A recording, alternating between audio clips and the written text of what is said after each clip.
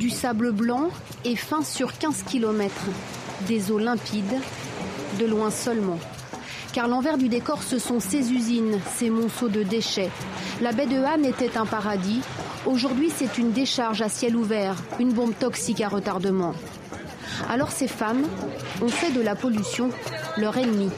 Elles informent, dénoncent. Leurs familles sont les premières victimes.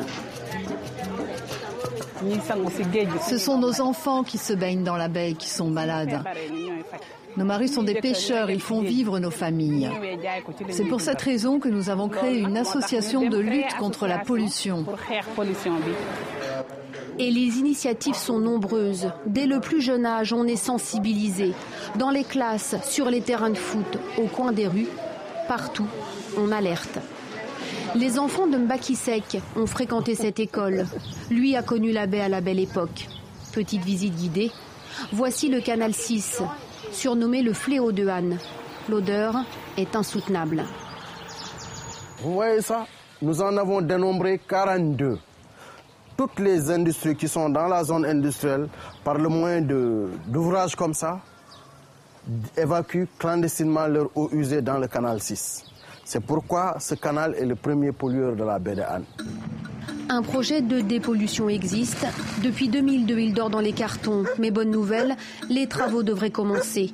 Une station d'épuration, un système de canalisation sont prévus, financés même. Mais il a fallu convaincre industriels et populations devenus méfiants, voire dubitatifs. Dorénavant, ceux qui ne se conformeront pas à la norme devront officiellement payer. Il y a une réglementation qui est là, qu'on doit appliquer. Actuellement même, nous sommes en train de faire des études tarifaires pour dire donc la convention, même la convention, une convention a été signée, c'est pollueur-payeur. Quartier de Mbao, la tannerie Santa, 20 ans d'existence. Un des plus gros pollueurs de la baie, une accusation que la direction ne nie pas. Consciente au contraire de l'urgence, elle a décidé de rénover sa propre station d'épuration, de chercher de nouvelles techniques. Un investissement conséquent. Comme on dit, le pollueur doit payer. Bon, on va payer d'une autre matière, cela veut dire traiter, bien traiter, de telle sorte qu'après, on n'aura pas de problème avec l'environnement, on n'aura pas de problème avec les riverains, sinon même pouvoir réutiliser cette eau pour réduire nos consommations en eau.